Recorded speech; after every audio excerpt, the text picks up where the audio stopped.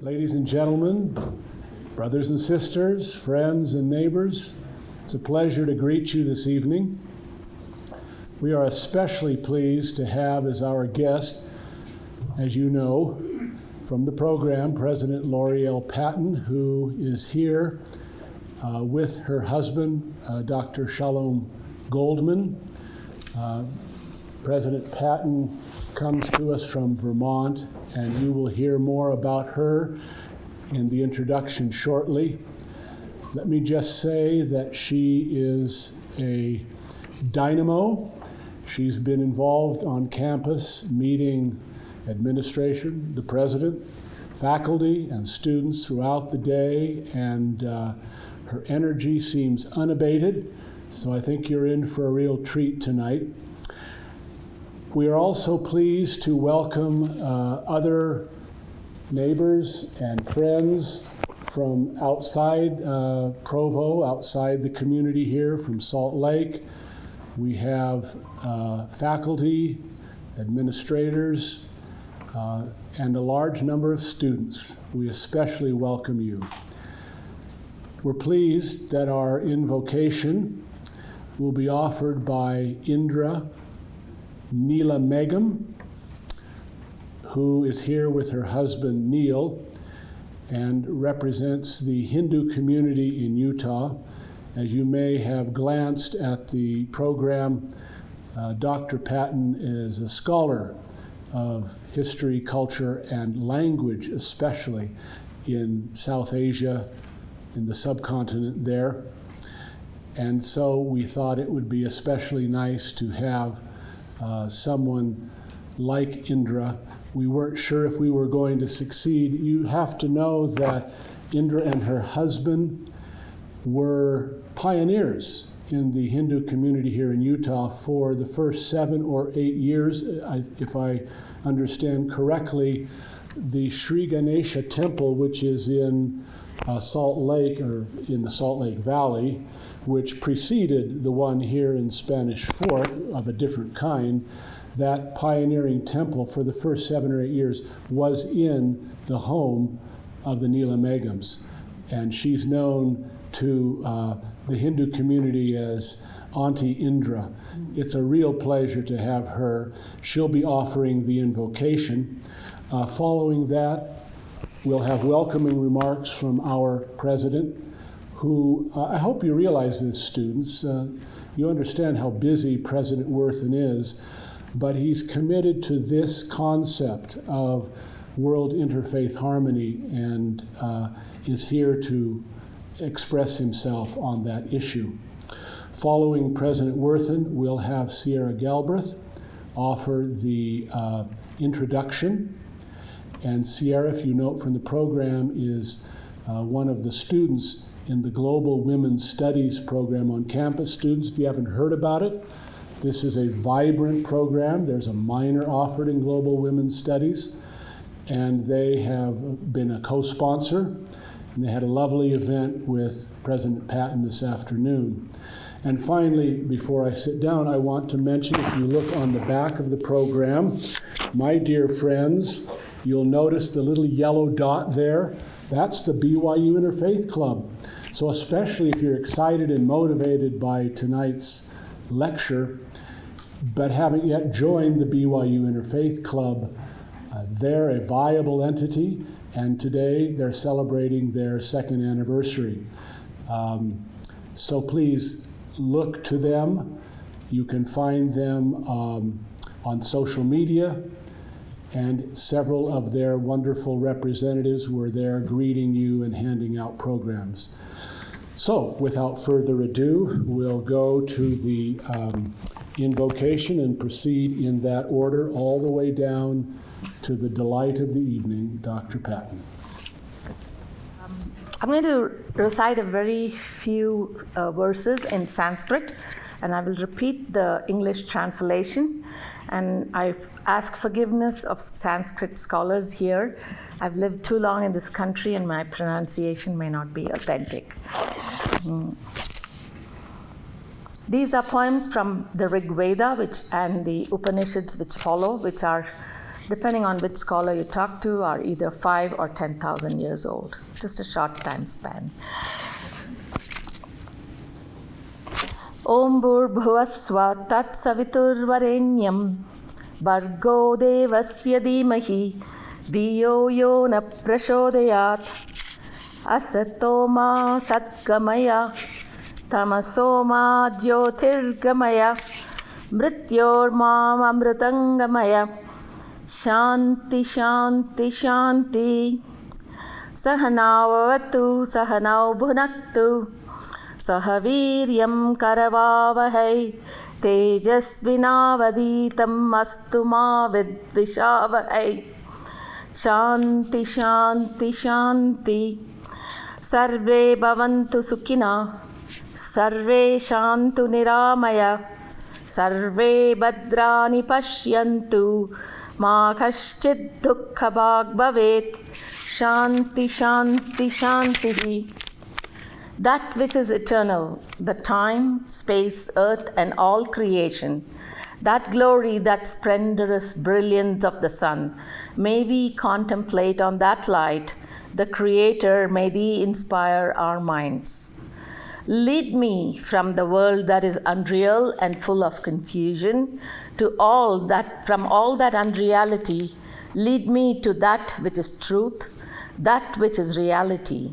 Lead me from the ignorance of darkness towards light and all that is spiritual and temporal knowledge. Bind me not to the world of mortality, lead me to the world of immortality to become one with Thy Spirit. Peace, peace, peace be on all of us. All that is powerful, O Divine Spirit, help us get together, the teacher and the taught. May we relish this companionship.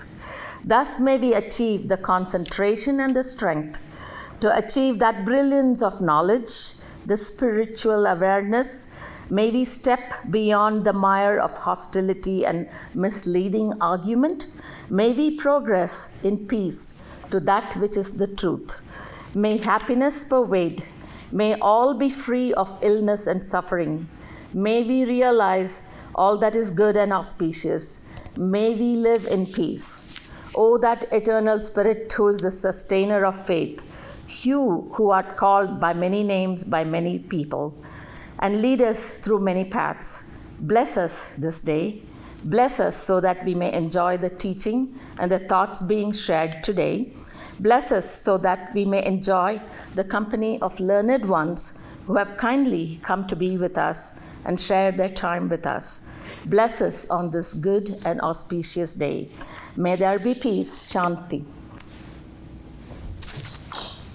Thank you, Indra, for that beautiful introduction. On behalf of Brigham Young University, I want to welcome all of you to this third annual World Interfaith Harmony Week lecture at BYU. It's a wonderful event that we hold here. The World Interfaith Harmony Week was really the result of a proclamation of the United Nations General Assembly in 2010.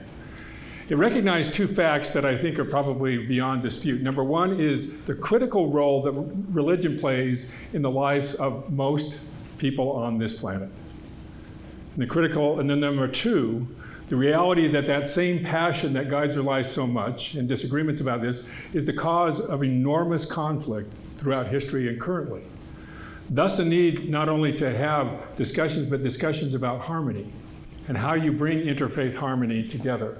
And I can't think of a better person. I had the wonderful opportunity of visiting with President Patten this morning with a very wide-ranging mind, a very deep mind, who has thought very deeply about interfaith and religion and a lot of other things in a whole variety of contexts, and I'm looking forward to her remarks. Just a couple of thoughts. It struck me that this is not the interfaith, it is intentionally, I should say, the World Interfaith Harmony Week, not the World Interfaith Unity Week. And there's a difference between them. The goal is not to, on religious matters, get everyone to the exact same agreement about the exact same doctrine about every point of religion. That's not likely to happen. In fact, I would dare say we would spend a lot of time and not reach that result.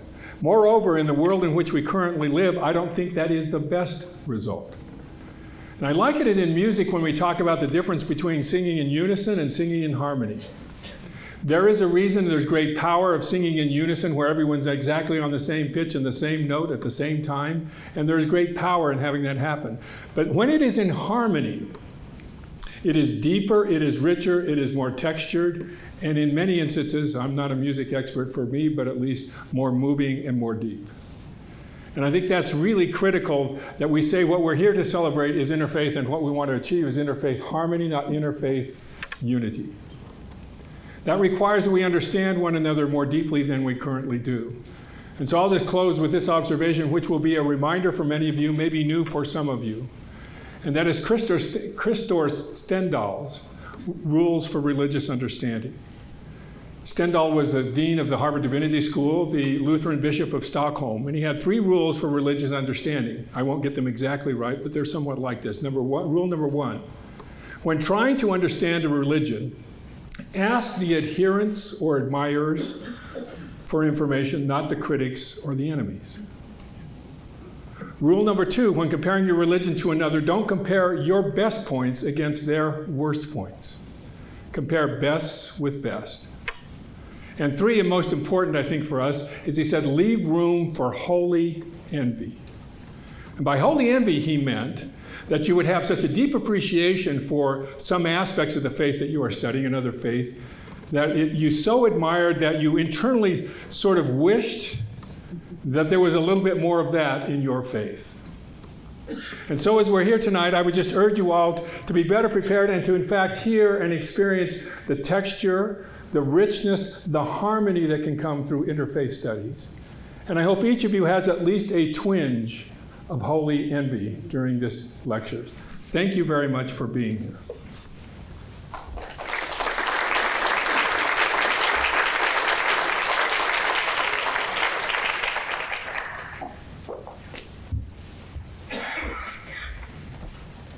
I am much shorter.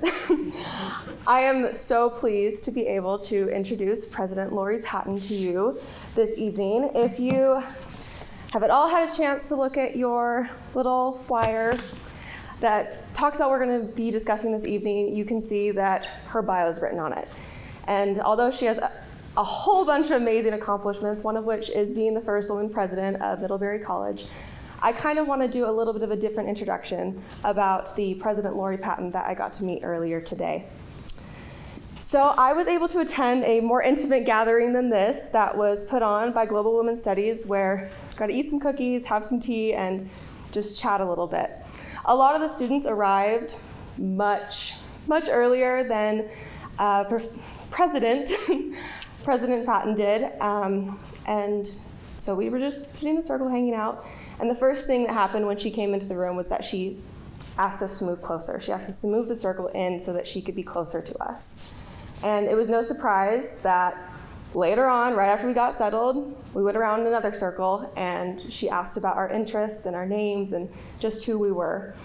And, going with the theme of circles, later on she talked about how she loves circles. She loves how they can mend relationships, they can help them, they can do all of these amazing things because they help bring us so much closer together. Later, she talked about what it's like being a woman in leadership, and she posed the question, can you be bold and gentle as a woman in leadership? The answer is obviously yes, and I think that she definitely shows that.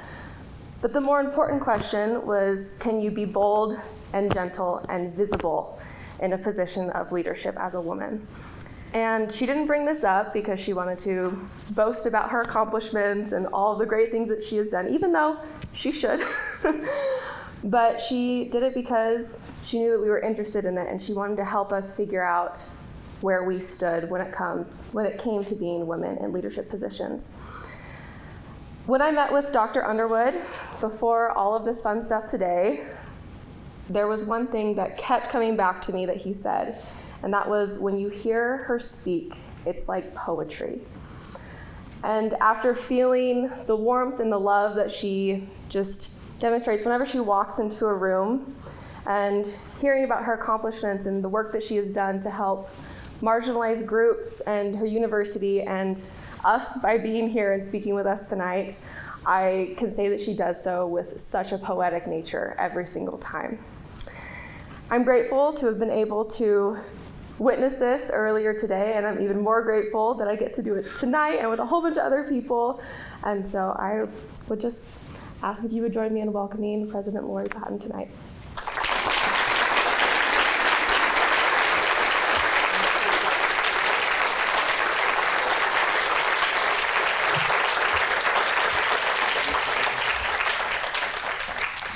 Thank you so much, Sierra.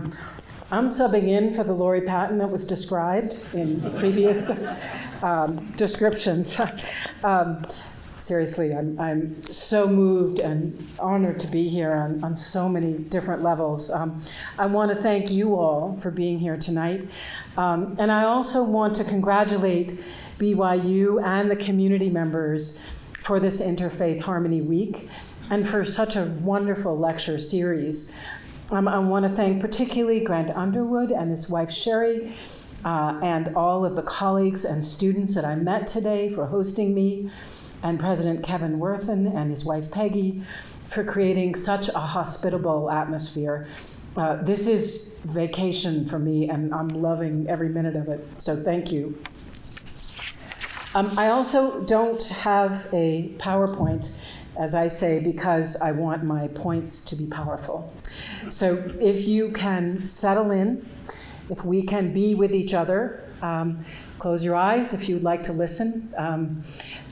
Think about your most important commitment to interfaith while you're here tonight, and I'll start. I'm going to begin with some riddles. The riddles which give the title of my lecture. Riddles about the choir boy, the doorkeeper, and the singer of psalms that comprise the vision for a 21st century interfaith understanding. Riddle number 1, 1990s breakdown of Yugoslavia.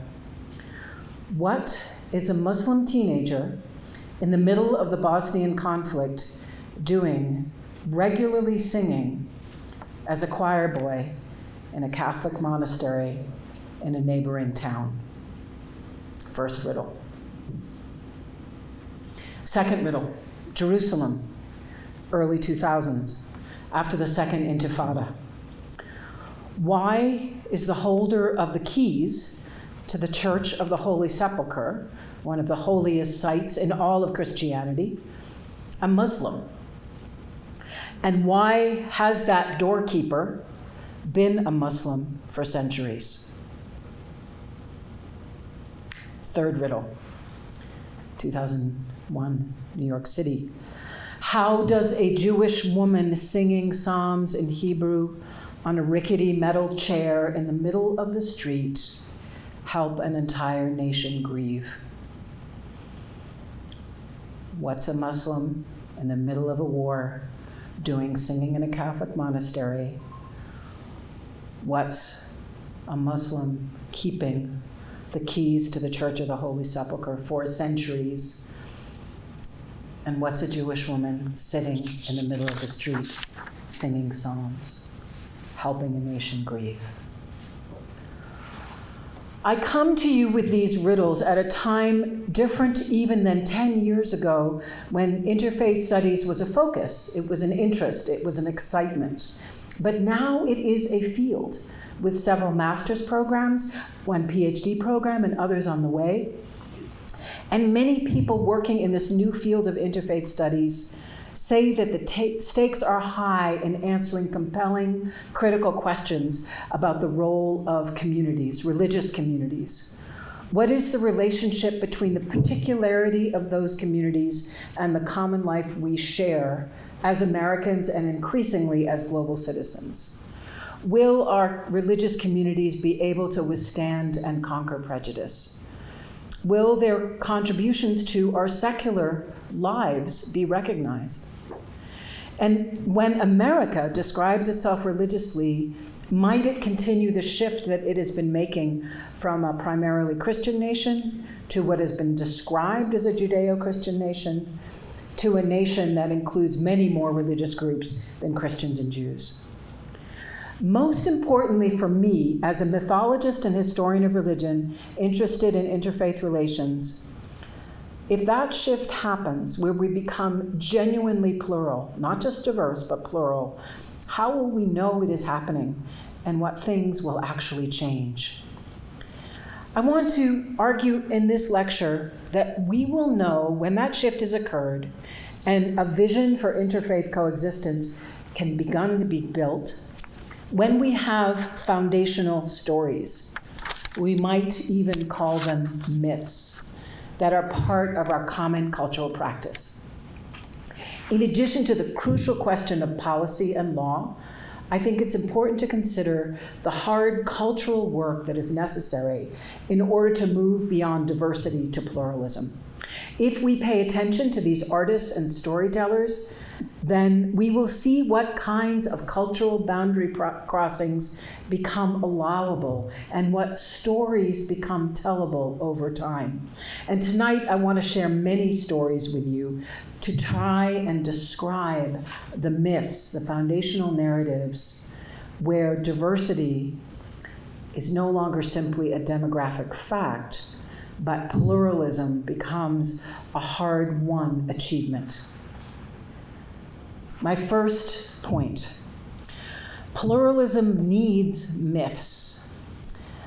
As a mythologist, I'm trained to analyze myths in terms that South Asia scholar Gananath Obeyesekere calls a social argument. For Obeyesekere, myths are powerful narratives with multiple points of view that speak to broader and complex social fabrics. The narratives that last and become truly foundational or classic narratives are the ones that are complex and therefore the most interpretable on multiple levels. Another way of putting this, and I love this phrasing, is that the myths that become foundational for us are deeply hospitable. They welcome new interpretations over and over again. If that project of moving from diversity to pluralism is to thrive, it needs not only policies, but also forms of social argumentation.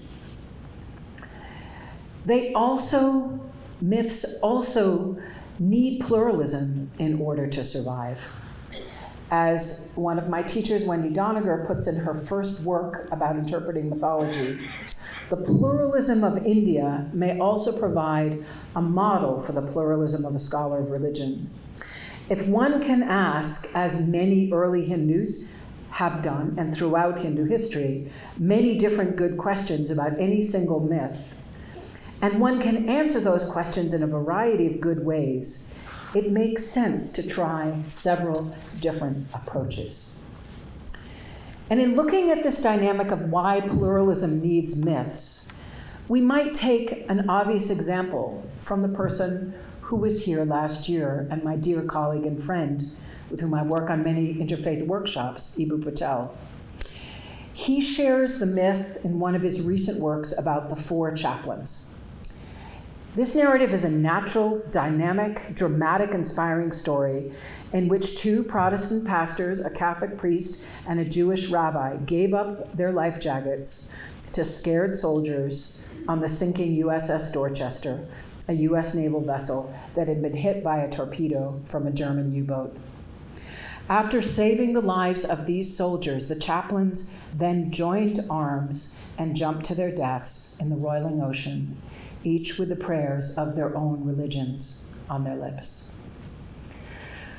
This myth is not a full myth by today's cultural standards, but it helped America see itself as a more plural nation. Many historical groups have worked on expanding the definition of religion in our nation. In the case of the 4 chaplains, the relevant group is the National Conference of Christians and Jews, NCCJ, whose members worked hard during World War II and beyond to push back against the definition of America as an exclusively Christian nation, an ideal that even liberals like Franklin Delano Roosevelt had embraced. But instead, they concentrated on calling it a Judeo-Christian nation and took advantage of the compelling story of the four chaplains. They quickly recognized the symbolic power of this event. And after this event, a number of cultural things followed and contributed to the myth.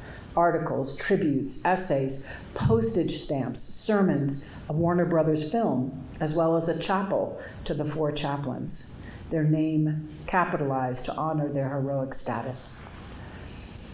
Through the deft use of these stories, the foundational narrative, the term Judeo-Christian was formed, and an alliance between Christians and Jews became paramount in the United States. This nomenclature helped to change, albeit partially and imperfectly, what a historian would know is one of the most difficult, violent interreligious relationships between Christians and Jews in human history. In fact, there is a critique, you will not be surprised to hear, about the term Judeo-Christian in 2020. First, it does not include anyone beyond those two traditions, especially Islam, as another member of an Abrahamic faith. It is a term that only Christians usually use, as it refers to Jewish roots of Christianity, but Jews have found themselves erased in their particularity in the use of such a term, because their tradition is only represented as a background for the emergence of Christianity rather than a tradition in its own right. However imperfect it is for 2020, it remains a popular term, and for the latter half of the 20th century, it provided a corrective to a singular narrative that had been ruling up to that point. And such a movement needed the myth of the four chaplains to help cement that symbolism. One example of a foundational narrative. But this is what keeps me up at night. Do we need only extraordinary, life-saving, dramatic acts to begin working on these interfaith myths, like the four chaplains? Can the ideal of pluralism that is contained in America really be strong enough to carry its own mythology? Can we really tell foundational narratives that are compelling ways of thinking about pluralism beyond this narrative? I think the answer to all of those things is yes, and we should. I, however, believe that the narratives need to be about local stories and everyday acts, as well as grand stories and heroic acts, such as that of the four chaplains. Local public histories. Most mythological traditions emerge out of artistic and storytelling activities of the culture itself. The less self-conscious the mythology is, the better. In other words, they need to be about everyday ethics. I frequently hear refer to Rabbi Jonathan Sacks' idea of the dignity of difference, and it's an everyday dignity. A focus on commonality between religions is not enough. We still need difference in human relationships, such as economic relationships of trade and barter between relative equals, or biological interdependence. If, in the example of trade, we feel the powerful effect of difference immediately. If you have what I have, then the activity of barter makes no sense and we will not succeed. But if I have apples and you have oranges, then we can trade and our relationship will continue. The activity of barter needs difference in order to thrive. I must have something different from you in order to trade at all. Biodiversity works on the same principle. The most biodiverse climates, such as the Galapagos Islands or the Piedmont in the southern United States, are biodiverse because different species have formed interdependent relationships. No single species has become dominant, what we now call an invasive species. Invasive species create biological likeness on a mass scale, and the differences that created the ecosystem cease to become productive or needed. I argue tonight that the same can also be said of religious difference. This concept pushes us to see that we might not just tolerate difference, but actually need it. We don't just celebrate difference, we need it. It pushes us to see that we are dependent on our religious differences and declares interdependence as a positive fact, and we can look for more opportunities for interdependence. This idea is what I call pragmatic pluralism. I have defined pragmatic pluralism as when one religion needs another religion to be itself. In their relationships in the public square, religious traditions themselves need each other to be who they are in their differences, not in their sameness. I'm going to tell you a lot of stories about this now. And we need foundational narratives or myths that describe these moments.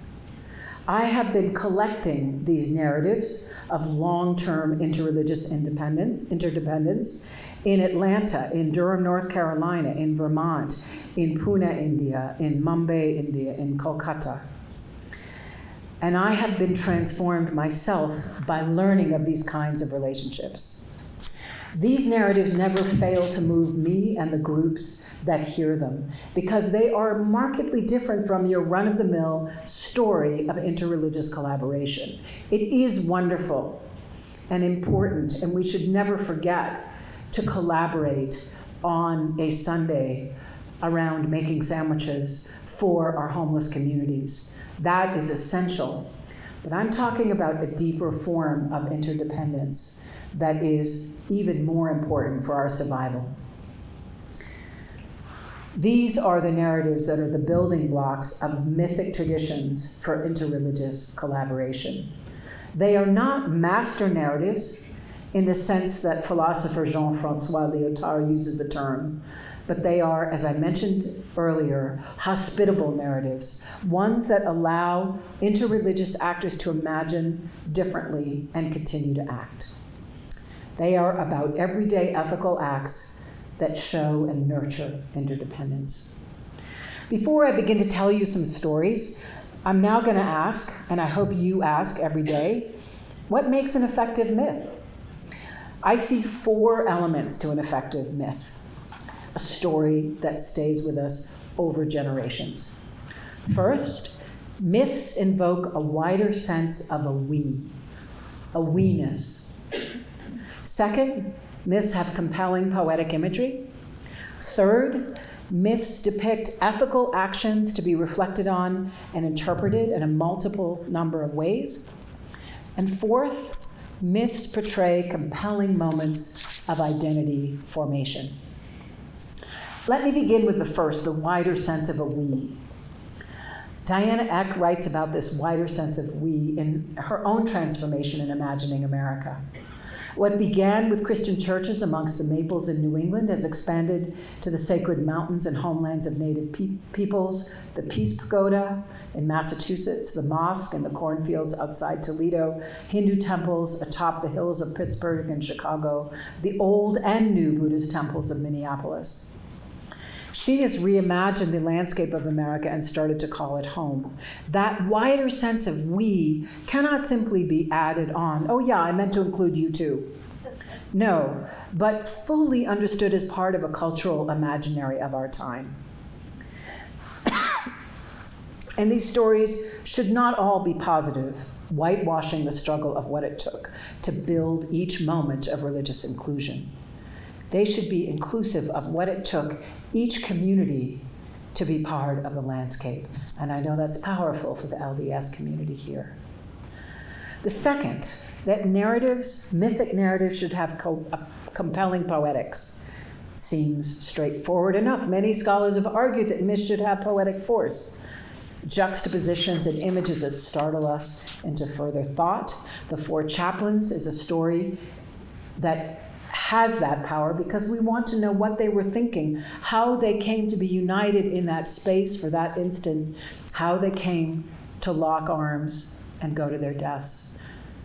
We tell that story not only because it is about the ultimate self-sacrifice. Of course, we should begin there, but we also tell it because it is human, filled with the personalities and flaws and quibbles of each of the actors. This poetics is a recognition of the human rather than simple sentimentality. The imagery itself of four men reciting prayers as they went into the ocean has a human poetics, as does their decision to distribute their own life jackets on that day. The story's simple but deep recognition of the human. But these poetics can be everyday. They can intrigue our imagination and offer us possibilities for reflection at a very ordinary level as well. The third criteria for a myth, exemplary action, is related. The actions in a myth must stand out or be what cognitive scientists call counterintuitive. As Pascal Boyer, Robert Macaulay, and other cognitive scientists remind us, an effective religious symbol is usually something quite ordinary, but it possesses one exceptional trait or characteristic that helps us remember it. The actions of the four chaplains were unremarkable as people organizing large groups of men, handing out provisions and supplies. But the context of their actions was the one element that made that memory extraordinary. One observer who was there, John Ladd, a survivor, said, "It was the finest thing I have seen or hope to see this side of heaven." He remembered that extraordinary moment. It's morally exemplary, but not all myths of interfaith engagement need to be so. Rather, they need to focus on spiritual interdependence and the possibilities for human flourishing. Finally, effective interfaith myths, stories, involve moments of identity formation when one actor or actors in the story understand themselves differently. Frequently in America, such narratives involve moments of arrival and identity consolidation after a long journey. I know the LDS story is exactly that kind of myth. Powerful historical narrative. Bruce Lincoln, a mythologist, writes compellingly of this particularly American way of telling a story, that transformation often occurs after a journey has been completed. He writes about the movie Avalon, in which the Kruczynski family narrates the arrival of their ancestor, Sam Kruczynski, on American soil. And he goes on to offer a more general outline of American mythologies of voyage.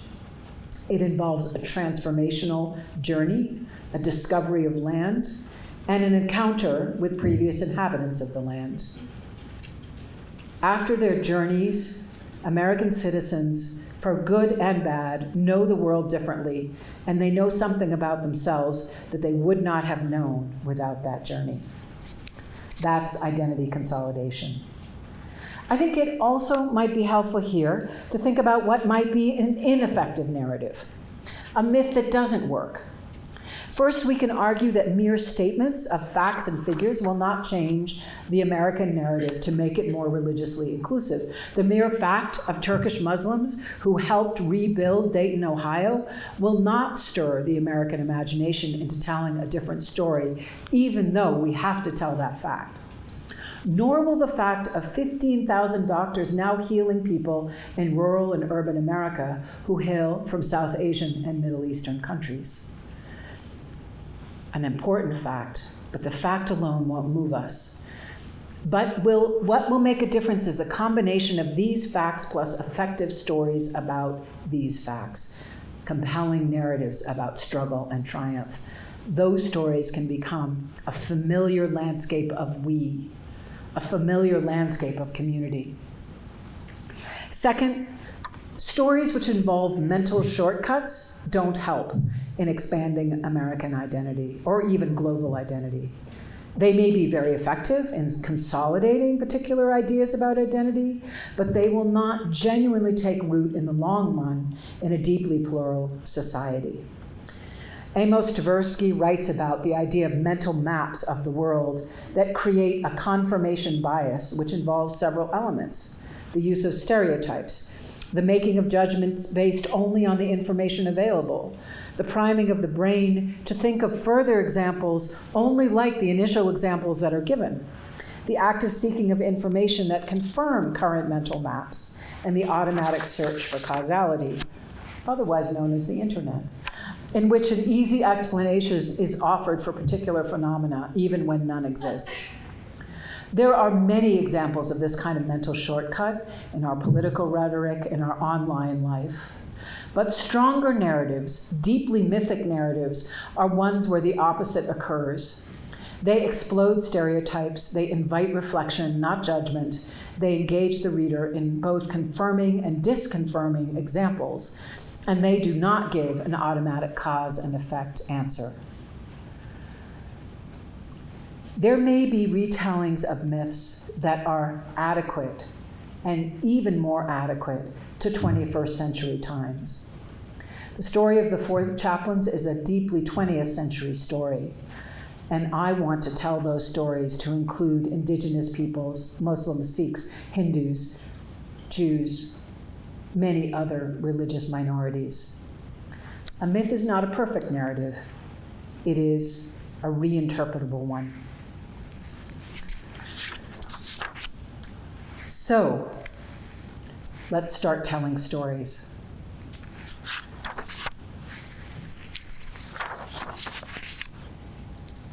I should be clear about my own stake in these stories. All of them that I'm going to share with you tonight involve Jewish communities in some way or other. I chose them as paradigmatically American stories appropriate for this moment, and I was surprised to see this Jewish theme emerged. But then I was less surprised. Although I'm a scholar of Indian religions and an interfaith writer, Judaism is my tradition of choice. As a Jew, I am naturally most compelled by the ways in which Jewish tradition allows for that dignity of difference that Jonathan Sacks writes about. The holding of Jewish identity while at the same time engaging with another religious identity has been a theme of the midrashim, or exegetical narratives, and Jewish ritual commentaries for centuries. But I hope that while these stories are compelling to me for some of their Jewish elements, they're also compelling for the larger reasons of plural engagement so prominent in my thinking. In fact, I could replace my choice of these myths, or mini-myths, with involving Jews with just as many narratives involving Muslim and Christians, Hindus and Muslims, Hindus and Christians, Sikhs and Native Americans, and so on. And I hope to invite everyone in this hall tonight to share those stories and remember them themselves. Here's the first. Re-embracing the Catholic priesthood after a class at a Jewish museum. This story from Atlanta outlines particularly intriguing possibilities. A Jewish museum in Atlanta, the Bremen Museum, regularly sponsored adult education classes. They range from specifically Jewish topics, such as Passover observance or the history of Jews in Europe, to more general ones, such as an introduction to the art of Western civilization, which involved a natural but not exclusive acknowledgement of Jewish contributions to that history.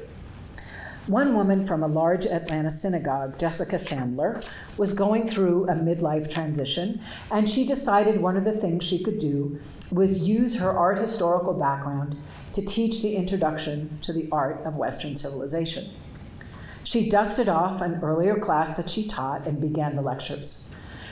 Because it was a general class, she included more Jewish content than Christian or secular, but she didn't make it exclusively a course about Jewish art history. The course went well. The students came from a variety of walks of life. Some students were more voluble than others. Although it was an evening course, there was a lot of focused energy in the room. Some would sit up in the front and try and answer every question Jessica asked. Some would come in clearly tired after a long day's work and sit in the back quietly listening. It progressed through the medieval period, the Renaissance, the Reformation, the Enlightenment, the Romantic response, the advent of modern art, and the avant-garde movements. At the end of the class, one of the students who'd been at the back of the room for the whole class, a modestly dressed middle-aged man, came up to Jessica to thank her for the class. "I'm so grateful for this class," he said. "You've restored my faith in my own vocational calling." Jessica was surprised. He'd not really said much during the class, and she didn't have a keen sense of him as a student. "Well, how did that happen?" she said. "Well," he replied, "I'm a Catholic priest. I'd lost my sense of why I was a priest, and what the Catholic Church really meant to me after all. But your course taught me the history of Western art, and particularly sacred art from a Jewish perspective. And once I read the history of Christian art with Jewish eyes, I began to love my tradition again. I think I needed to see things as a Jew in order to get to know my tradition afresh and become a better priest. This is an inspiring everyday story. It's about a person who, by seeing a different perspective on his own choice of vocation, was able to reclaim it.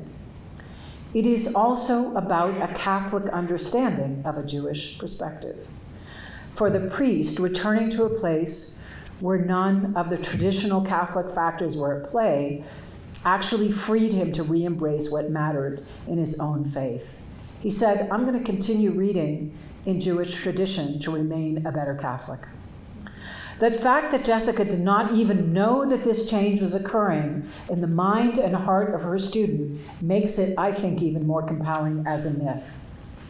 It was a fulfillment of Maimonides' ideal of charity, where one does not even know the recipient of one's good deed. It's a story about the fact that the honoring of a single tradition in the public square, in this case, the public of a classroom, is less powerful than the interdependence of two or more traditions. The American civic space allowed the teaching of a class about the history of art in Western civilization from the confines of a well-established Jewish museum in a state that is predominantly Protestant evangelical in a country founded by Puritans. That combination was the winning combination for the priest as well as the teacher. And it was also underscoring the interdependence of religious traditions. People can become refreshed, literally, in their own traditions, beliefs, and practice by the regular engagement of difference.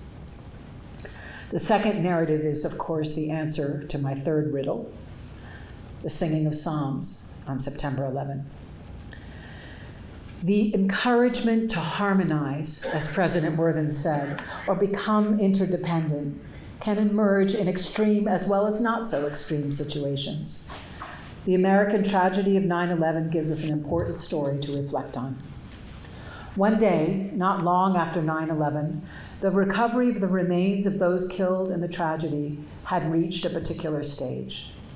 It was time to store whatever remains there were in a refrigerator truck before taking them to be identified painstakingly through dental records, through DNA matches with relatives who were willingly giving their samples to find at least some evidence that their family member had perished that day. The refrigerator trucks were parked near the medical examiner's office. That office was also near Stern College, the Orthodox Jewish college for women that is a larger part of Yeshiva University, the premier Orthodox institution of higher learning in New York City. When the refrigerator truck was parked there for a day or two, a student from Stern College came out with a small folding chair and sat near the truck. She opened a book and began to sing. Jewish tradition teaches that after someone has died and before the body is buried, this is a time to honor the person who has left us and acknowledge that his or her remains are still with us. It is a part of the tradition of kavod hamet, respect for the body as the vessel which housed the soul in life. This tradition allows one to sit nearby and recite the Psalms, called the Shmirah, or guarding the body. During the precious time between death and burial, the body should never be left alone. And Jewish communities frequently coordinate this ritual, which is also open to non-Jewish members. It involves sitting with the body of the deceased, chanting the Psalms, reading them quietly, or simply meditating. And non-Jewish friends and family can also participate in this respectful tradition.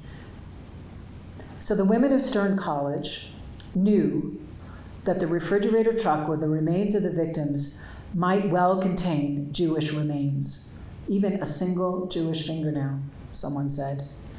Men from a nearby synagogue also performed the Psalms. Everyone set up a chair and sang the Psalms and performed the Shmirah, or guarding of the remains.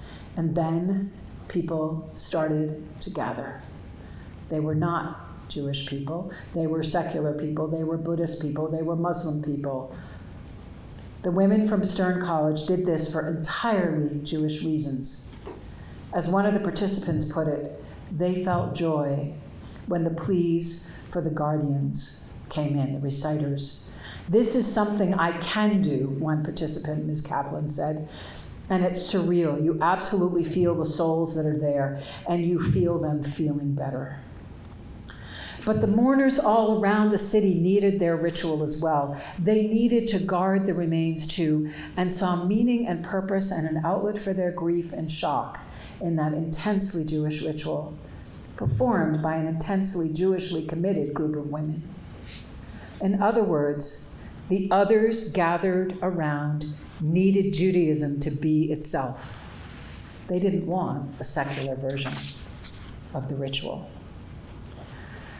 This story, of course, is moving in its own right, but it is also an example where religious groups can harmonize traditions with the ideals of a nation and a broader civic community.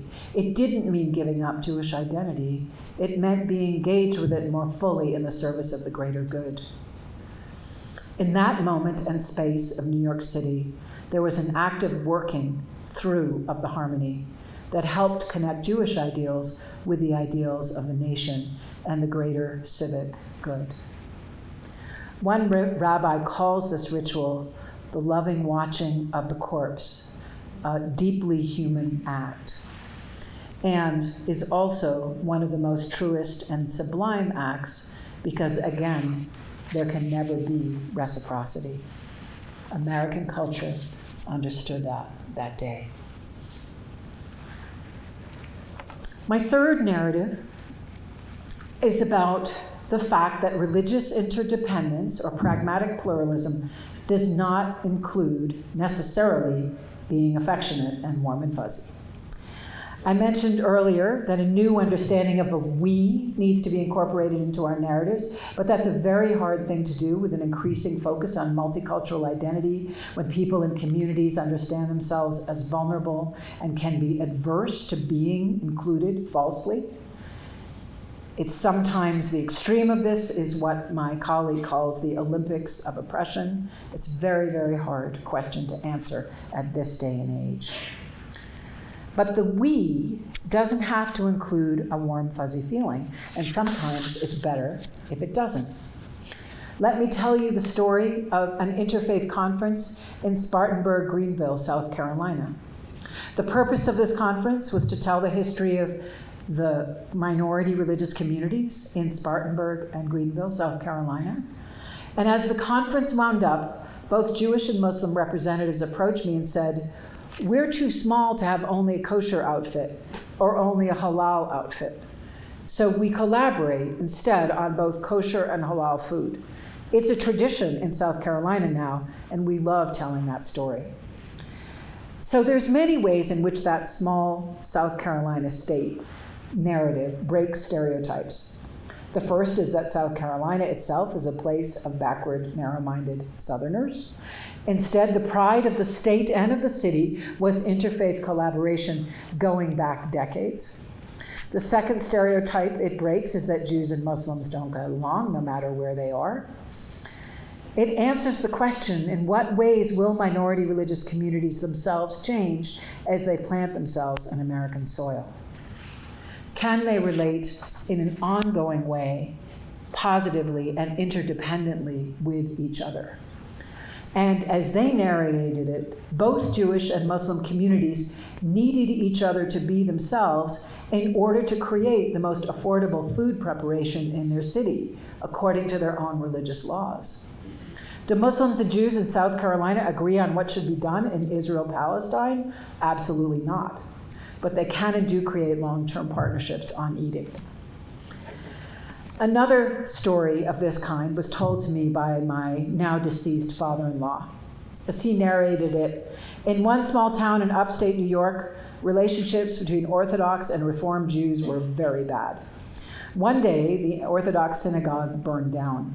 About a week after the fire, the rabbi of the Orthodox synagogue was surprised to see the Reform rabbi at the door with a very large donation. "Why are you giving this to me?" he said. Said the Reform rabbi, "Without you being Orthodox, we couldn't be Reformed, so you'd better rebuild." This brief exchange is not a narrative of reconciliation and harmony in the traditional sense, far from it. It doesn't tell the story of how Orthodox and Reform rabbis are now going to get along in the wake of tragedy. It's an acknowledgement of ongoing difference. But it also was an acknowledgement that the Orthodox and Reform communities needed each other to maintain difference and to continue to be themselves. For my father-in-law, this story was a form of humor, of making gentle fun of the schisms within his own Jewish faith. But he mentioned in passing that the story is told frequently, and there are now variations on it. I thought to myself then that myths naturally tend to generate variations if their forms of social argument are compelling enough. But this was a moving illustration of a way in which what can start as a humorous narrative can actually become a narrative of inclusion. These narratives serve as models for the kinds of national but also local narratives that might spontaneously develop. Spartanburg Greenberg really loved their story of Jewish-Muslim food cooperation. As one Interfaith conference member said to me, "I'm not sure what we do if we get big enough to have our own food preparation outfit. We'll really miss it." My fourth narrative is cooking in response to Janine. In order to build a larger sense of a we, pluralist stories need to build what sociologists call social capital. Social capital is notoriously difficult to define, but we could turn to the Organization for Economic Cooperation for a general idea. They are networks together with shared norms, values, and understandings that facilitate cooperation within or among groups. One story about social capital occurred in the early 2000s at an interfaith women's group called Interfaith Sisters in Atlanta, Georgia. This event occurred in 2002, just after what is now known as the Battle of Jenin. The Israeli army had gone into the Palestinian camp of Jenin as part of Operation Defensive Shield. Israeli authorities had reported that the camp was a place from which numerous attacks against Israeli villages and civilians were being launched. When the army entered the camp with infantry, commando forces, and helicopters, it was met with fierce resistance by Palestinian militants who had built a series of booby traps. Israel responded by clearing the booby traps with armed bulldozers. What then occurred was a media storm. Reports of atrocities, mass killings, and graves spread throughout the international news outlets. Most of these reports did not turn out to be accurate. The final count, however, confirmed by both Palestinian and Israeli officials, was that between 52 and 54 Palestinians and 23 members of the Israeli forces died in the battle. The damage was done, and Palestinians continued to protest what they felt was brutal treatment at the hands of the Israeli army. Back in Atlanta, Interfaith Sisters had always felt that their strength was that they were Muslim, Jewish, Christian, Hindu, Buddhist. They had a larger, expansive interfaith perspective, and they also admired the Jewish-Muslim organization, the Parents Circle Family Forum, a group in Israel-Palestine formed by grieving families on both sides who have lost their children in ongoing conflict. While members of the Interfaith Sisters did not necessarily lose loved ones as a result of the Battle of Jenin, they still felt it their obligation to come together and grieve the losses. But when they started to talk, they found that they could not agree. They were angry.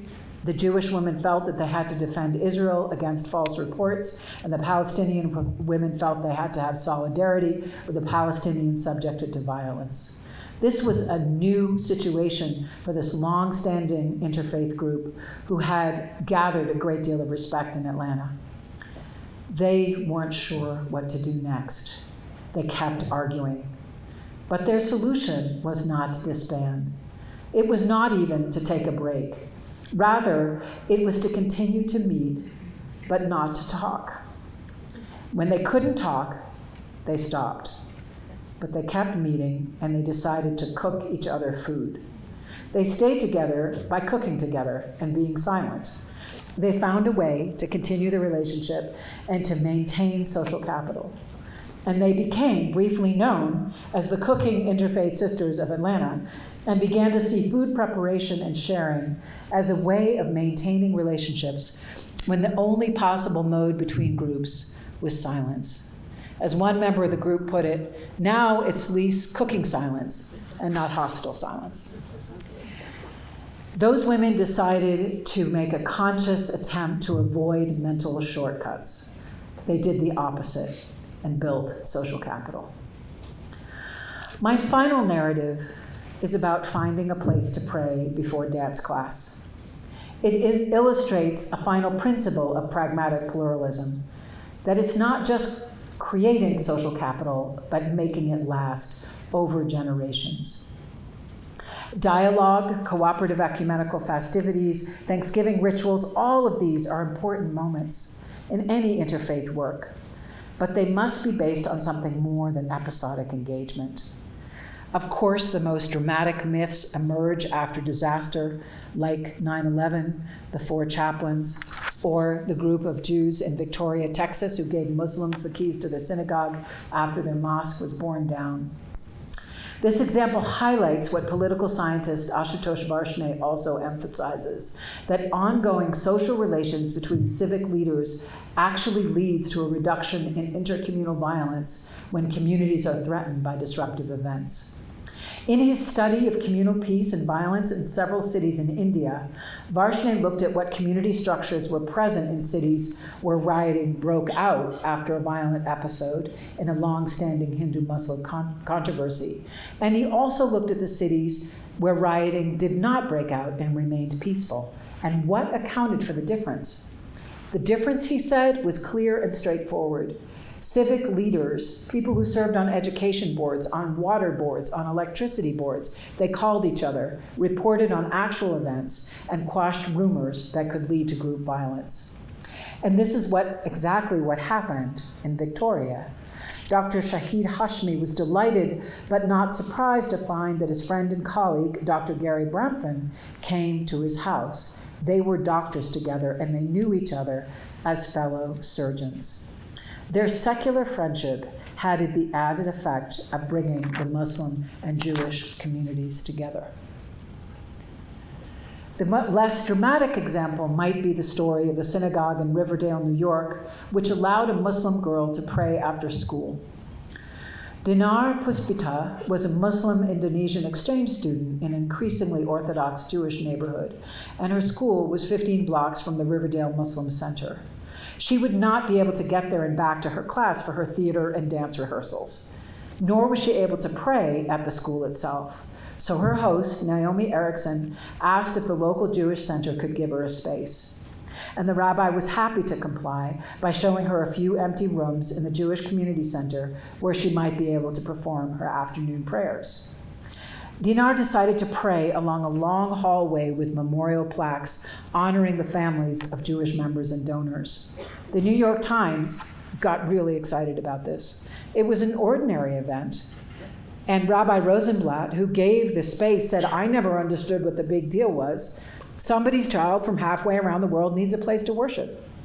But the article ends saying, still, Rabbi Rosenblatt addressed this issue at his service, telling his congregation that he was not only comfortable but proud that someone felt a holiness in this place. "It's the first time I remember applause after a sermon," he said. The Riverdale story invoked a plain-spoken ordinary response to a plain ordinary need, somewhere to pray after a dance lesson. But we rarely tell these ordinary stories, and we rarely tell the positive relationships between religious leaders or congregants that result in lasting interfaith cooperation over generations. To conclude, situations of pragmatic pluralism where one religion needs another to be itself are frequently ones of loss and disaster, but they need not be. They can be any situation where shared human values are communicated through, yet transcend a religious tradition. They are focused on logistics. It is a deeply pragmatic understanding and not talk. The making of music, the maintenance of bricks and mortar, the proper treatment of the dead. They create a connection among strangers that lasts longer than a conversation. In addition, they fill the basics of a good myth. They are complex and hospitable narratives. They invoke a wider sense of a we that is the relationship between Jews and Christians as they understand their shared history, Jews and non-Jewish mourners after 9/11, Reform Jews and Orthodox Jews, Muslims and Christians, and Jews in response to Israeli-Palestinian violence, or Jews and Muslims figuring out what to do after a mosque burns down or after a day at school. And second, these everyday stories I've just told you have a particular kind of poetry. Their imagery is compelling, including one extraordinary thing in an otherwise ordinary exchange. The exchange between a teacher and a student in art history, where they suddenly see each other in new ways. The role of poetry in the mourning of the dead in the midst of a devastated city.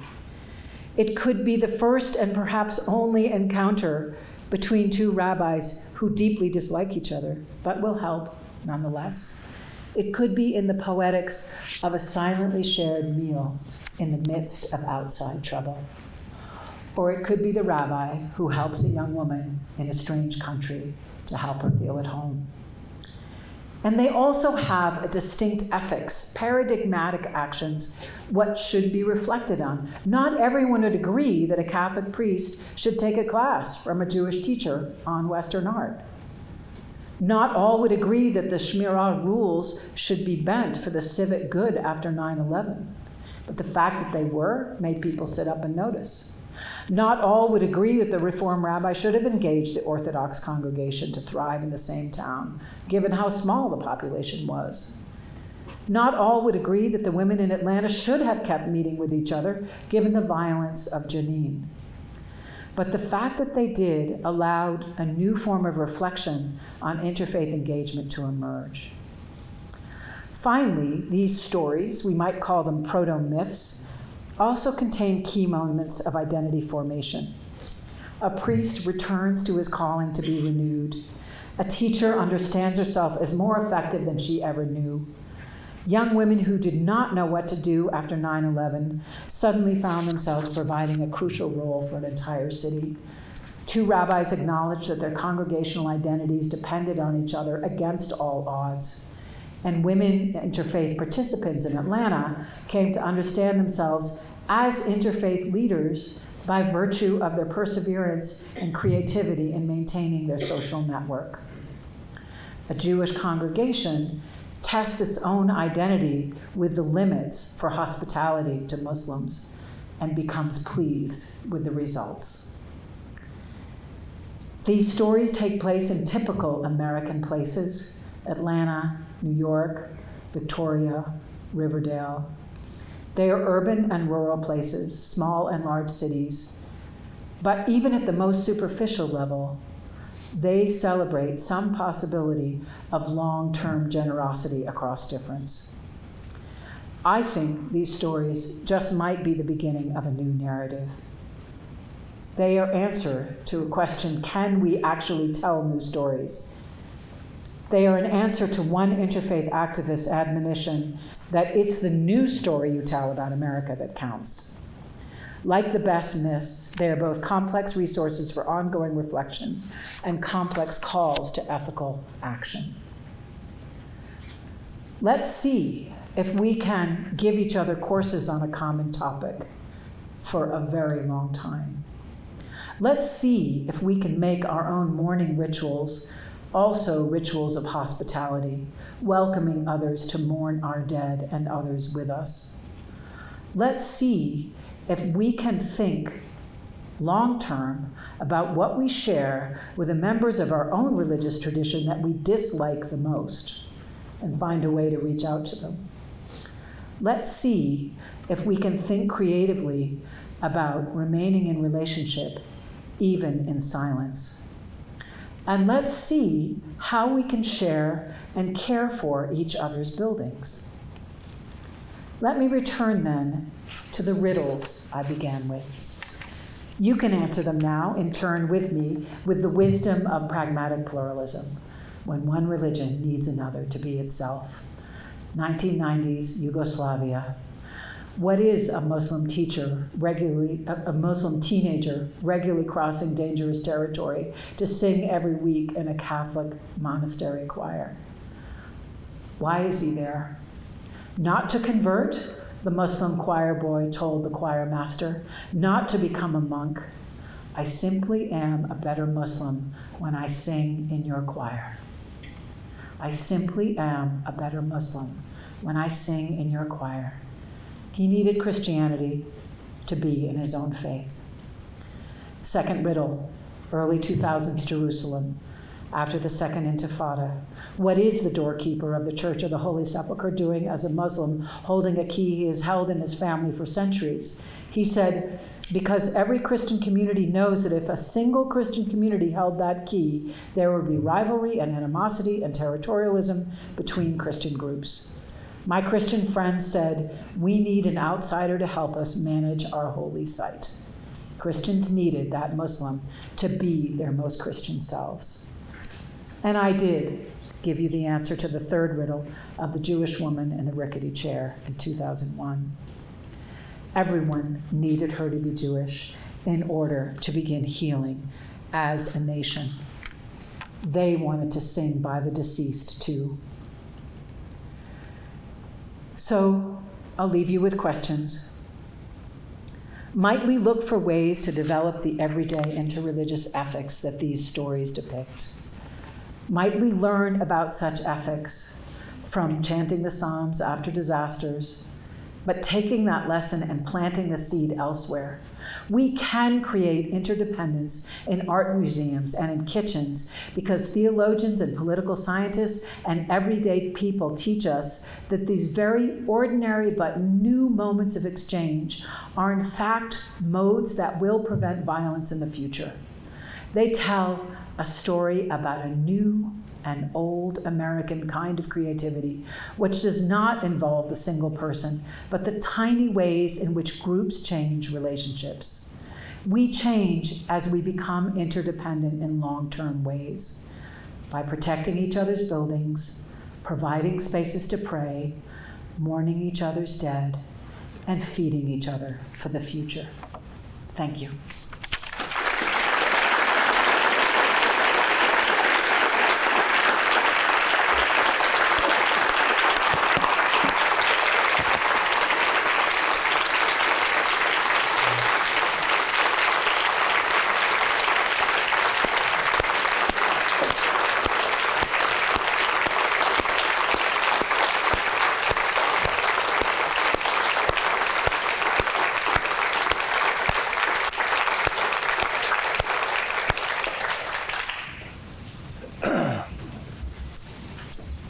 I think you see why we are so proud of our community here in Utah. I didn't hear a sound throughout that entire address. And I think our audience experienced a model of eloquence that transcends rhetorical flourish with its substance and thought-provoking message. And all of you wonderful, capable, young folks here can go out and achieve the same with hard labor and years of experience. You can be the kind of thought influencers and shaper that Dr. Patten is as a renowned and recognized public intellectual, and you've just seen what that looks like in both substance and eloquence. We very much appreciate you, truly. Thank you.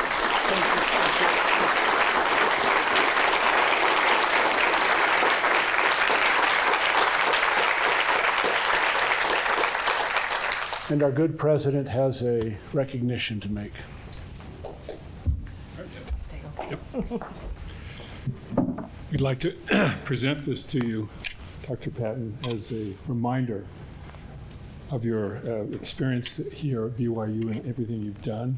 And thank you here. It says, in appreciation for delivering BYU's annual World Interfaith Harmony Week lecture has the date on there and then the symbol of Brigham Young University. Thank So you. thank you. It's beautiful. Thank you.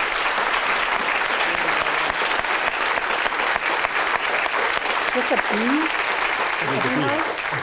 bee? I'm just learning about all of the symbolism. I love the beehive. I love the work ethic that it represents and the creativity that it represents. And I want to invite you all to tell me your stories of pragmatic pluralism, because I know you have them. And I will be deeply inspired and have already been so inspired by BYU, the LDS community here, and the rich history and engagement that I've already learned so much from today. Thank you again.